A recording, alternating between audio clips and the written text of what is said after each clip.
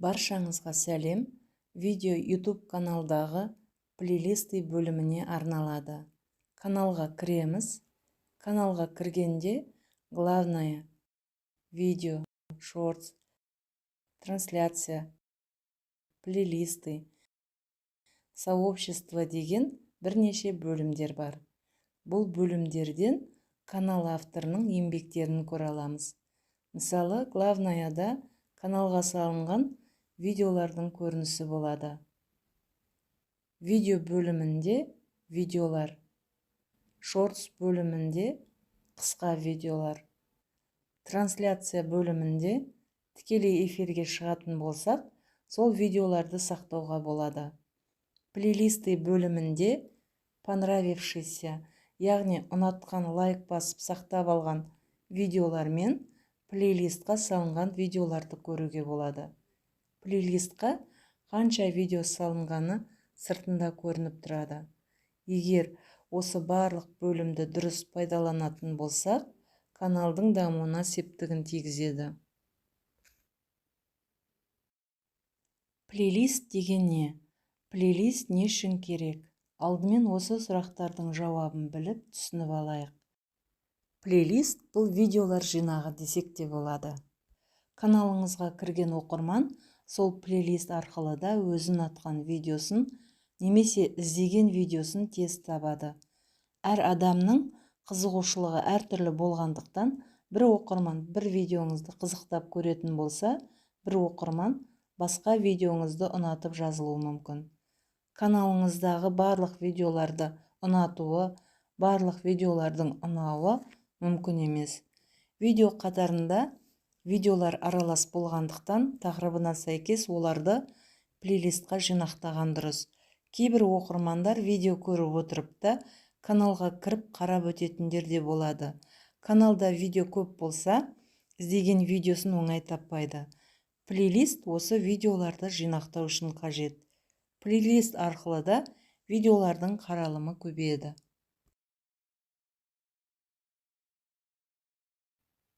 Видео бөліміндегі қай видеоны плейлистқа сақтаймыз, сол видеоны таңдаймыз. Мысалы, мен монетизация қосу оңай деген видеоны таңдайын, сол видео жанындағы 3 нүктені басамыз.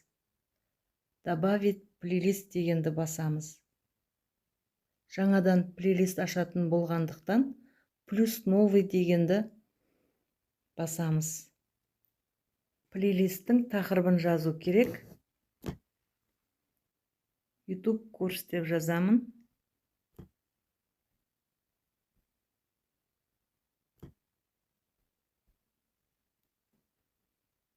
Курс деп жаздым.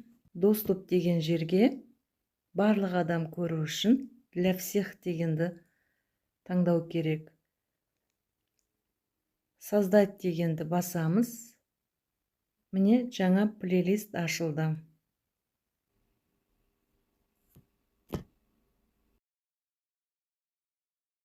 Осы плейлистқа екінші, үшінші видеоларды жинақтау үшін осы тақырыпқа сәйкес видеоны таңдаймыз. Екінші видео монетизация 4000 сағат жанындағы 3 нүктені басамыз. Добавить плейлист дегенді басамыз. Мына қатардан YouTube курс дегенді таңдаймыз. Готово дегенді басамыз. Видео YouTube курс деген плейлистқа сақталды.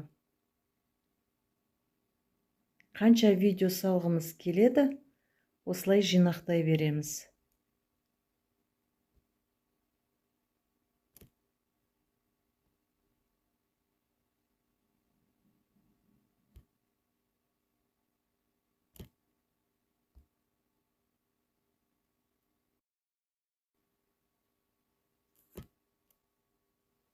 Міне осылай плейлистқа видеоларды жинақтай аласыз.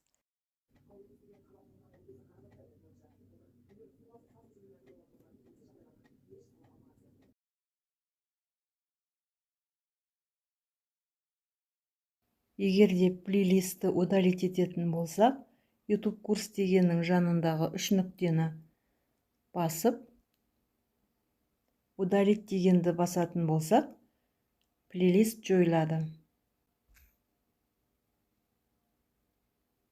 Егерде жаңадан плейлист ашатын болсаңыз, плюс новый дегенді таңдап, оның тақырыбын жазып, создать дегенді бассаңыз, жаңа плейлист ашылады. Тақырыпты қорытындылап өтейін. Плейлист бұл видеолар жинағы. Каналда видео саны көп болса, оларды жинақтаған дұрыс. Оқырмандарда іздеген видеосын осы плейлист арқылы да оңай табады.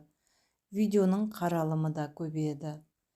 Видео пайдалы болса, лайк басып, каналға тіркелуді ұмытпаңыздар. YouTube жайында не білгілеріңіз келеді, комментарийге жаза кетіңіздер. Баршаңызға сәттілік.